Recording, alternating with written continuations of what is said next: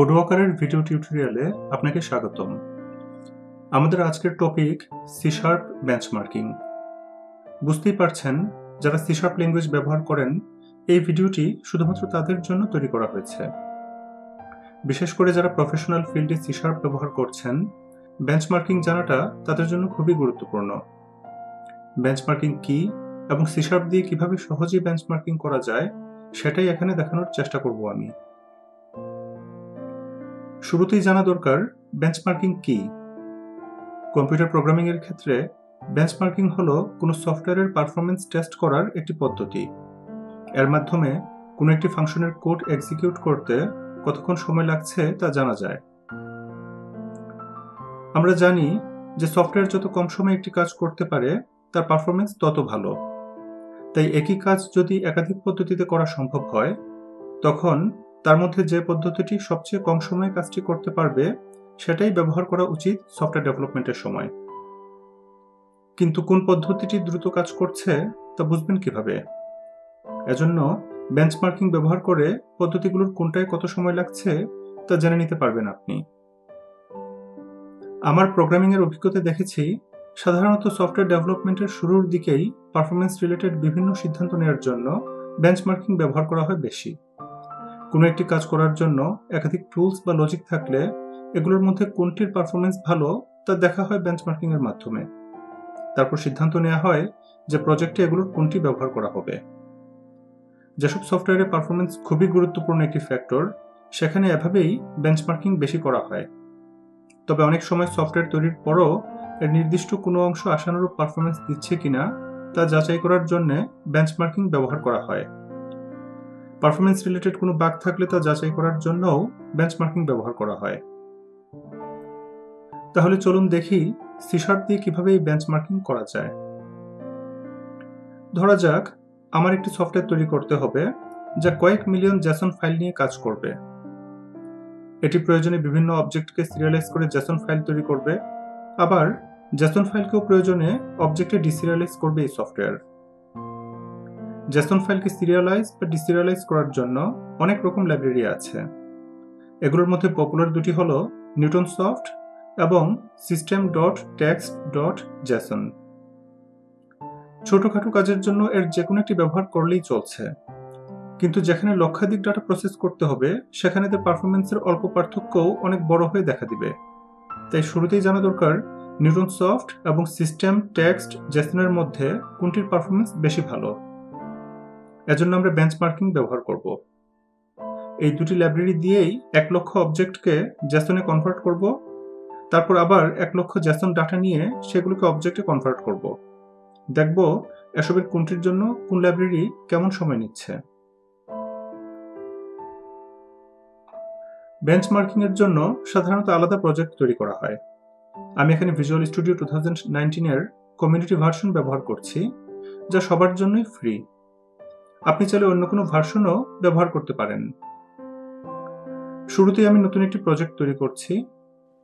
এজন্য উপরের file menu থেকে নিউ এবং তারপর প্রজেক্টে ক্লিক করলাম। প্রজেক্টের টাইপ হিসেবে সিলেক্ট করছি .NET Core Console অ্যাপ। তারপর নেক্সট বাটনে ক্লিক করে প্রজেক্টের নাম ও লোকেশন দিতে হবে। নাম দিলাম বেঞ্চমার্কিং। এছাড়া লোকেশন হিসেবে আমার কম্পিউটারের হার্ড ড্রাইভের একটি ফোল্ডার ইতিমধ্যে এখানে সিলেক্ট করা আছে। এখন ক্রিয়েট বাটনে ক্লিক করলেই নতুন একটি প্রজেক্ট তৈরি হবে। এখানে দেখতে পাচ্ছেন প্রোগ্রাম নামের একটি ক্লাসে মেইন নামের একটি স্ট্যাটিক ফাংশন আছে। প্রজেক্ট রান করলে এই ফাংশনটি সবার আগে এক্সিকিউট করবে। কিন্তু আমাদের বেঞ্চমার্কিং এর জন্য আমরা আলাদা একটি ক্লাস তৈরি করব বেঞ্চমার্ক নামে।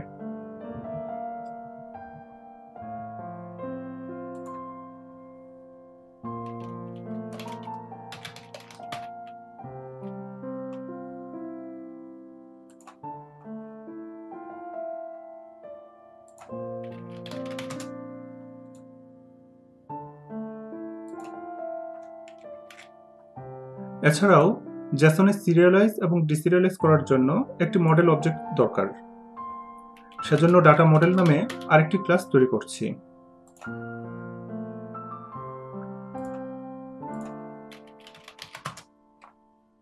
এই ক্লাসে কিছু প্রপার্টি যোগ করে দিলাম।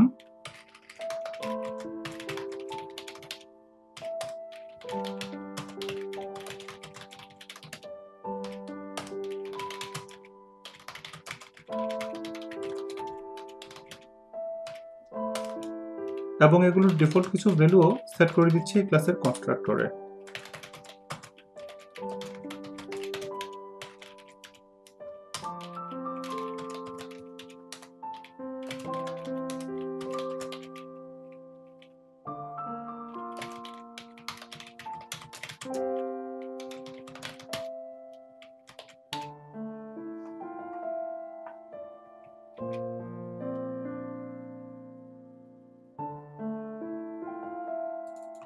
এখন নিউটন সফট দিয়ে সিরিয়ালাইজ ও ডিসিরিয়ালাইজ করার জন্য বেঞ্চমার্ক ক্লাসে দুটি ফাংশন যোগ করছি।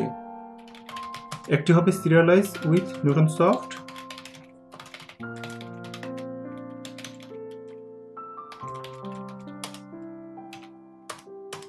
এবং অপরটি ডিসিরিয়ালাইজ with Newton soft.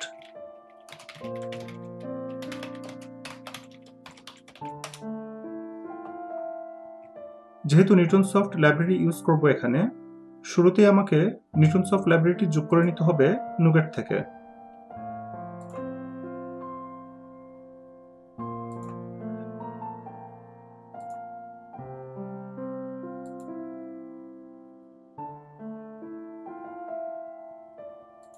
Serialise with Newton soft ফাংশনে আমরা একটি ডাটা মডেল নিয়ে তাকে 1,00,000 বার জেসনে সিরিয়ালাইজ করব।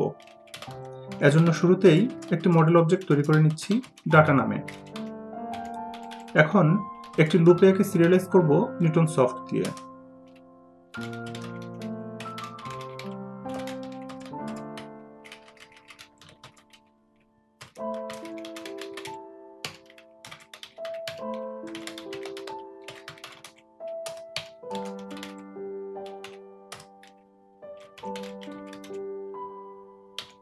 দ্বিতীয় ফাংশনে আমরা একটি জেসন ডাটা নিয়ে তাকে 1,00,000 বার ডিসিরিয়ালাইজ করব ডাটা মডেল অবজেক্টে। এজন্য শুরুতেই একটি ডাটা মডেল নিয়ে তাকে জেসনে কনভার্ট করে রাখছি।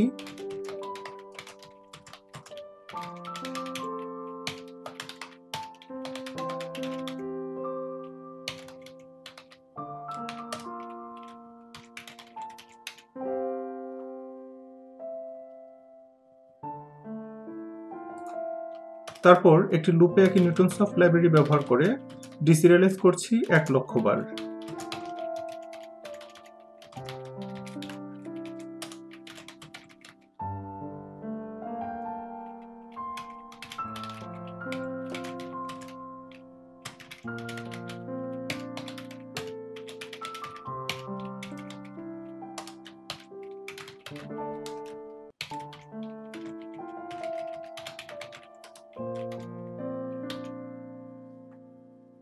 এখন একই কাজ নিউটন সফটের পরিবর্তে system.text.json দিয়ে করার জন্য আরো দুটি ফাংশন লাগবে আমার।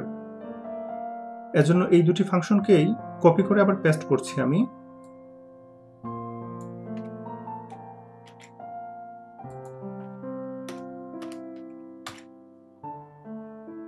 তারপর ফাংশনের নামগুলো একটু পরিবর্তন করে দিচ্ছি। একটি হবে serialise with system text JSON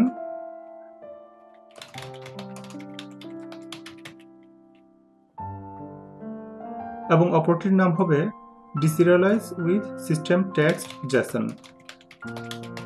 এখন সিরিয়ালাইজেশন ও ডিসিরিয়ালাইজেশনের কোডও পরিবর্তন করে সেখানে নিউটন সফটের পরিবর্তে system.text.json ব্যবহার করছি।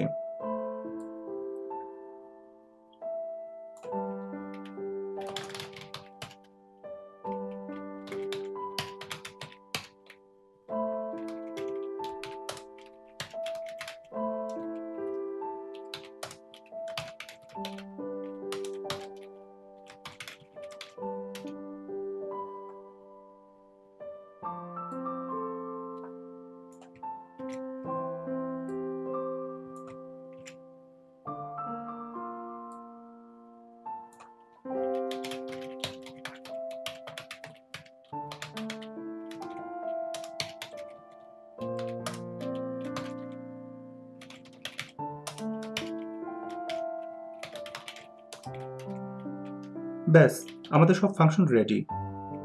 এখন এগুলোকে বেঞ্চমার্কিং হিসেবে রান করলেই হবে। সেজন্য শুরুতেই নুগেট থেকে benchmark.net লাইব্রেরিটি ইনস্টল করে নিতে হবে।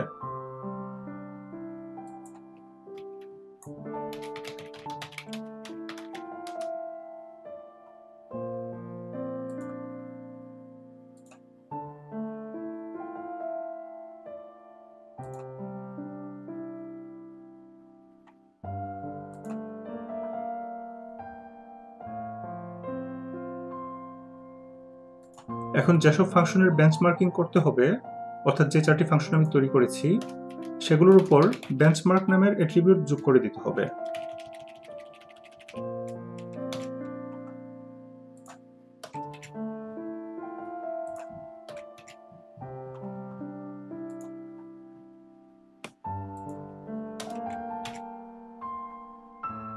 প্রতিটির নিচেই লাল দাগ দেখতে পাচ্ছেন।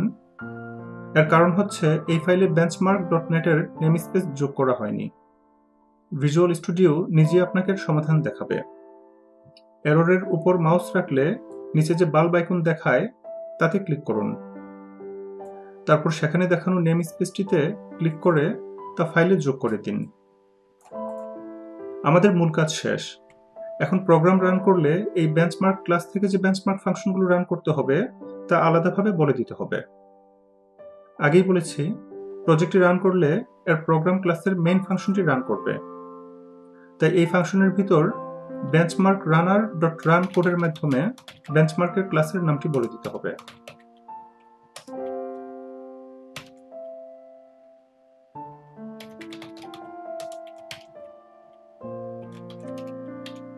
আমাদের কোডিং শেষ, এখন এটি রান করতে হবে। এখানে মনে রাখতে হবে যে বেঞ্চমার্ক শুধুমাত্র রিলিজ মোডে রান করে, ডিবাগ মোডে বেঞ্চমার্ক রান করবে না। তাই টুলবারে আমি রিলিজ সেট করে দিচ্ছি এখানে। তারপর একে ডিবাগ মোড ছাড়া রান করছি এভাবে। মেনু থেকে ডিবাগে গিয়ে তারপর স্টার্ট উইদাউট ডিবাগিং এ ক্লিক না করে কিবোর্ড থেকে সরাসরি কন্ট্রোল ও F5 বাটন চেপেও আপনি প্রোগ্রামটি রান করতে পারতেন।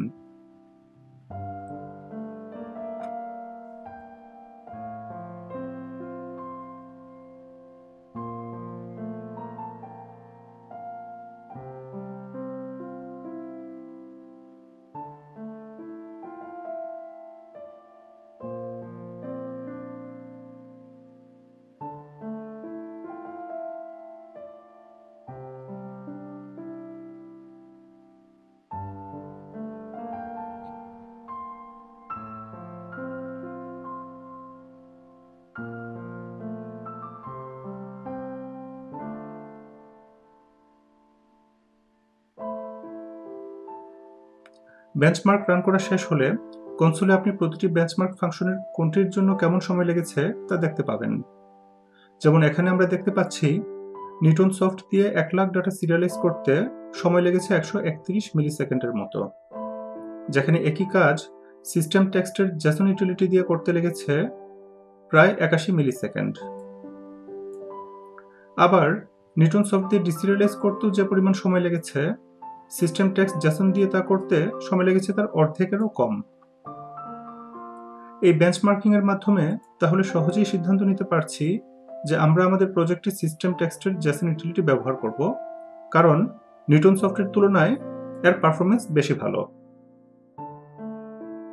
আশা করি এ থেকে আপনারা একটা ধারণা পেয়েছেন যে C# দিয়ে কিভাবে বেঞ্চমার্কিং করতে হয়। এখানে আমাদের মূলত 3টি কাজ করতে হয়েছে। প্রথমে benchmark.net নুগেট প্যাকেজটি যোগ করতে হয়েছে আমাদের প্রজেক্টে। তারপর যেসব ফাংশনের পারফরমেন্স টেস্ট করতে হবে সেগুলোর উপর বেঞ্চমার্ক অ্যাট্রিবিউট যোগ করতে হয়েছে। সবশেষে প্রোগ্রাম ক্লাসের মেইন ফাংশনের ভিতর বেঞ্চমার্কের ক্লাসটিকে রান করতে বলা হয়েছে। C# এর বেঞ্চমার্কিং নিয়ে আপনার যে কোনো প্রশ্ন বা মতামত থাকলে মন্তব্যের মাধ্যমে তা জানাতে ভুলবেন না। এছাড়া এখানে দেখানো প্রজেক্টটির কোড ডাউনলোড করতে চাইলে ভিডিওর ডেসক্রিপশনে দেওয়া লিঙ্কে ক্লিক করে তা করতে পারবেন। এতক্ষণ সঙ্গে থাকার জন্য আপনাকে ধন্যবাদ। ভালো থাকবেন।